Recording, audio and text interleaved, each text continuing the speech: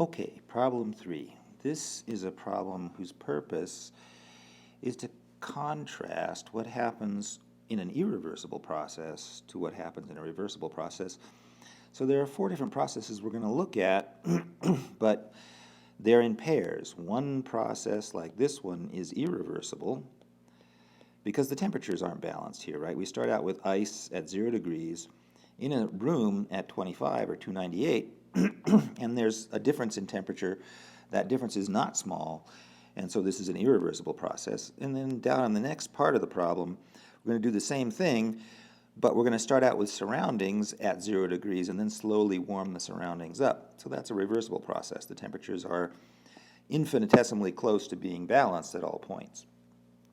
And we're going to see in every case, in both cases, what happens to the entropy changes in the system, in the surroundings, and the total entropy change for both system and surroundings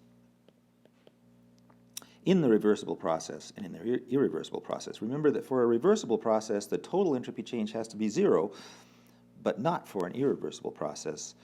So the point of this problem is to show why that happens and how that happens. All right, first of all, for the system, delta S is going to be equal to delta S for the melting process plus delta S for the warming process that happens afterwards.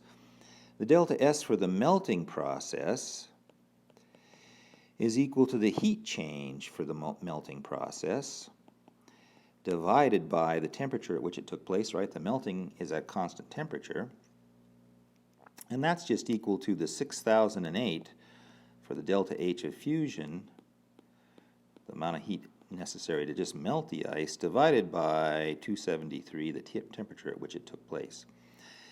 The delta S for the warming process has to be calculated as if it were a reversible process, right? So we calculate it as if this temperature started out at 0 and then went to 25 slowly, even though that's not really what happened.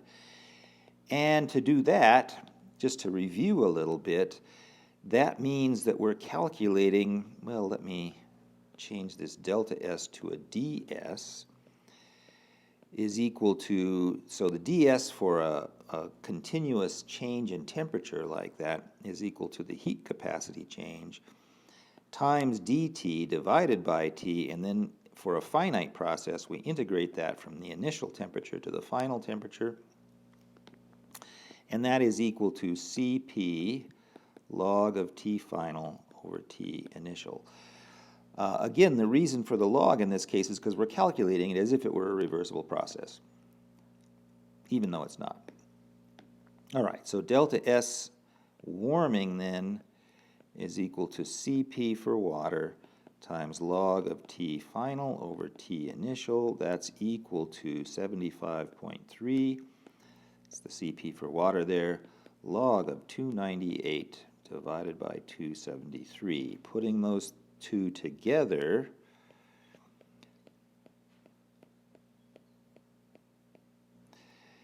gives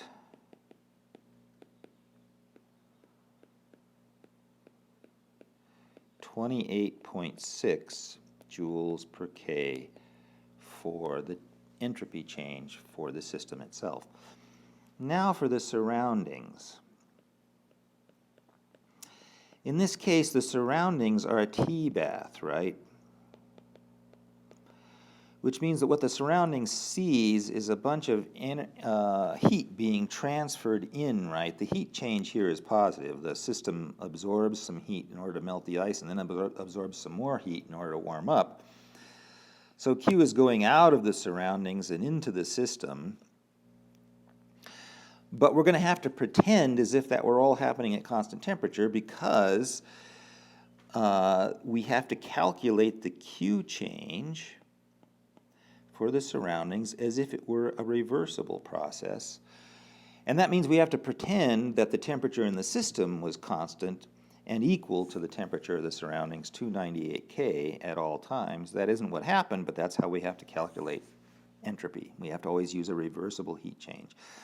Well, the reversible heat change is going to be just the negative of the heat change for the system divided by T That's going to be minus 6,008 for the melting process plus a Cp delta T term, right? That's the warming heat change divided by T.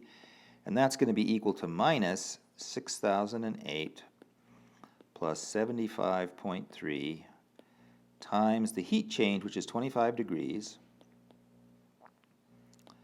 All of that divided by 298 K, and that turns out to be a minus 26.5 joules per K. So notice, first of all, that the surroundings lost entropy, the system gained entropy. That's as you'd expect, given that the surroundings must have lost heat in order to warm up the system.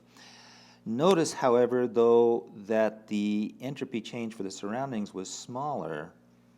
The entropy lost by the surroundings was smaller than the entropy gain by the system. So the overall total entropy change, which is delta S plus delta S sur, is equal to 28.6 minus 26.5, and that's equal to plus 2.1 joules per K. So overall, the overall entropy change is not zero, because this is an irreversible process, a spontaneous process, and it's positive, as it must be for a spontaneous process. As an aside, let me just note that if you're doing a calculation like this, and you know that the process overall is spontaneous, like we know for this one, and you get a negative value for the overall entropy change, then you know you did something wrong. The overall entropy change, second law says that the overall entropy change has to be positive for a spontaneous process. Okay, that's what happened in this irreversible process. Now let's see what's happening for the reversible process. For the system, the entropy change is going to be the same as it was before, right? Because we calculated it as if it were a reversible process, even though it wasn't. And so it's going to again be 28.6 joules per K positive. The place where the difference is going to occur is in the surroundings entropy change, because in this case the surroundings is changing temperature. Before, the surroundings was always a constant temperature. Now it's changing temperature. And so delta S for the surroundings is now equal to, well, there's still two processes going on inside the system. One is the melting process. That's going to be, for the surroundings point of view, that's a loss of heat, right? So it's going to be minus 6,008 divided by the temperature at which that occurred, which is now 273. Then we're going to warm things up, but we're warming up the surroundings as we're doing it, so the temperature is changing in the surroundings. And so that's going to be Cp log T final over T initial again, but with a minus sign now, because this is heat that was lost by the surroundings, not heat that was gained by the system, well, by the surroundings. And so that's just equal to minus delta S overall. I mean, these numbers, except for the minus sign, these numbers are the same as these numbers up here for the surroundings in the last calculation, and so that's just equal to minus 28.6. And so delta S total, which is delta S system plus delta S sur, is just equal to 0, as it must be for a reversible process. Okay, for the next part of the problem, we're going to do something pretty similar to the first part, except it's for a chemical reaction. So we're not looking for temperature balances now, we're looking for chemical potential balances, right? Chemical potentials are the things that drive chemical reactions, and in this case, actually, temperature and pressure are held constant, so they can't be driving the process. It has to be chemical potential. And in this first version of the problem, the chemical potential on the reactant side is not equal to the chemical potential on the product side. There is no C to begin with. Those chemical potentials can't be equal. We're not near equilibrium, and so this is clearly an irreversible process. Down in the next part of the problem, though, we're going to consider a case where we deliberately set up an equilibrium situation and then slowly allow the reaction to take place while we're close to equilibrium at every point, and so that's going to be a reversible process. So again, we're going to compare what happens with a reversible process, what happens with an irreversible process, in this case in the context of a chemical reaction. So we're given the following data. We're given the delta H of reaction, how much heat is generated or lost in this case by the reactants and products, the delta S of reaction, and then the delta G of reaction. We're not going to need the delta G, I don't think, but I put it there for completeness anyway. All right. So we're going to calculate delta S for the system, but remember that delta S has to be calculated under reversible conditions. If we're at constant temperature like we are here, we have to have Q reversible divided by T in order to calculate delta S. You might think to begin with that this delta H could be used to calculate that Q reversible. In other words, we could say that delta H of reaction at constant, at standard state, divided by the temperature at which the reaction took place, that should be equal to the delta S. But is that right? This delta H is not a reversible heat change, right? Because that's the delta H for this irreversible process, this process that took place when the chemical potentials weren't balanced. So that can't be right. On the other hand, we're given a delta S of reaction, the third law delta S from the tables, presumably. And so is it true that the delta S of reaction given from the tables is the correct delta S? And in fact, that's true. It's equal to minus 100 joules per K per mole. And we don't know the reversible heat change for this reaction. We only have this irreversible heat change. So we already had the answer to begin with. All we have to do is write it down. That makes that calculation easy as long as you're straight in your mind about what the right quantity is. On the other hand, when we go to calculate the delta S for surroundings, now from the point of view of the surroundings, the chemical reaction here is just a source of heat, right?